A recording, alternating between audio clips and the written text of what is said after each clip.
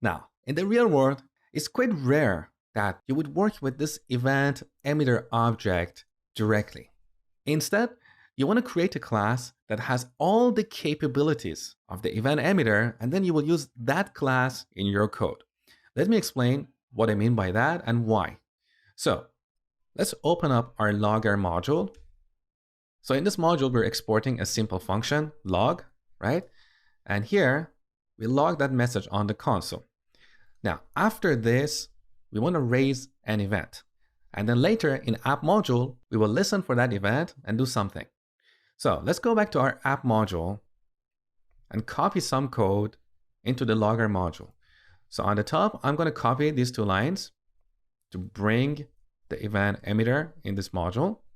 Okay, now back in app module, I'm also going to move these two lines for raising an event into the logger module, because this code should not be here. It's the logger module that emits or signals an event, saying the message is logged.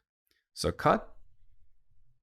So here, after we log the message, we raise an event like this. Okay. Now back in app module, we don't need this comment. Here we need to load the logger module and call the log function.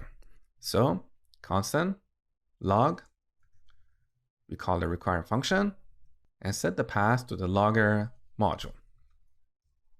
And here we simply call the log function with a message. Okay. Now, when we run this application, we are only going to see this message on the console. In other words, this event listener will not be called.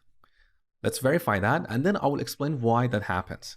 So back in terminal, node app.js. Look, we only got the message on the console. So our event listener was not called. The reason for this is because here we're working with two different event emitters. In app.js, we have this event emitter object, and in logger module, we have another event emitter object. So earlier I told you that a class is like a blueprint and an object is an actual instance. As a metaphor, I said we could have a class called human or person, but the objects could be Jack, John, Mary, Bob, whatever. So in this case, we have two different objects. In the logger module, we're using this emitter object to emit an event, whereas in app module, we're using another event emitter object to handle that event. These are completely different. So when we register a listener here, that listener is only registered with this event emitter, which is completely different from the other event emitter. So that's why I told you in your applications, it's very rare that you would want to work with this event emitter directly. Instead, you want to create a class that has all the capabilities of this event emitter, but it has additional capabilities. In this case, we want to create a class called logger that has this additional method, log. Okay, so the first thing we want to do here is to define a class. In ES6, we have this keyword class, which is a syntactical sugar for creating a constructor function. With this, we can define a class, logger. Note that the first letter of every word in a class should be uppercase. This is the Pascal case convention that we use for naming classes. So class logger, we have a code block. Now we need to move this log function inside this logger class. So cut, paste it here. Now we have an error because when we define a function inside a class, we don't need this function keyword. And from now on, we refer to this function as a method. So when a function is inside a class, we say that's a method in that class. Okay? So here we have this logger class. Now, at the end, instead of exporting the log function, we're going to export the logger class. Okay? Now we want this logger class to have all the capabilities of this event emitter. The way we do that is by using the extends keyword that comes in ES6. So extends, and here we add the name of the parent or the base class. So event emitter. And with this simple change, this logger class will have all the functionality that is defined in event emitter.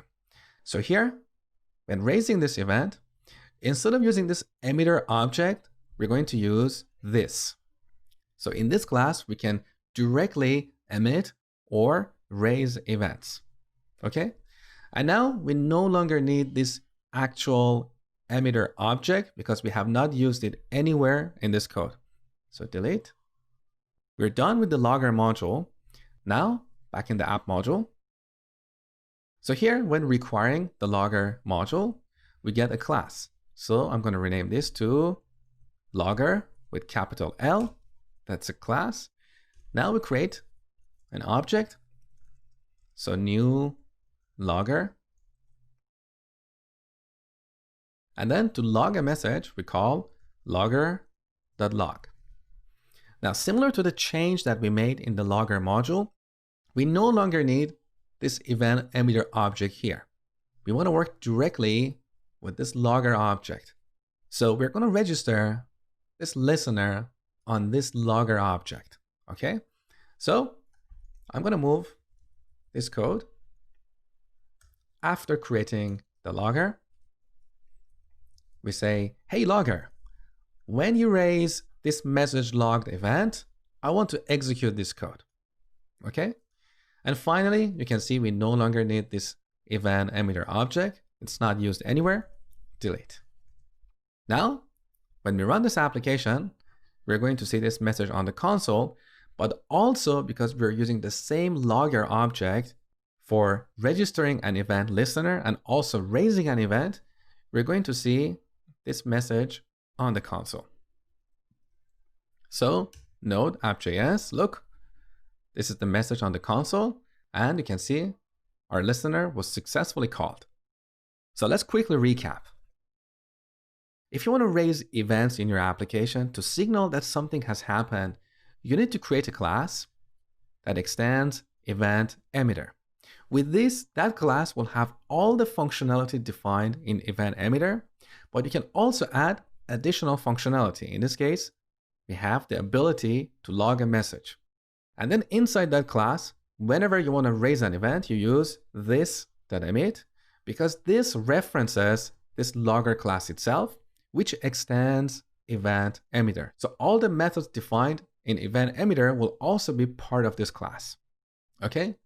And finally, in app module, again, instead of using an instance of event emitter, you will use an instance of the custom class that you have defined that extends event emitter.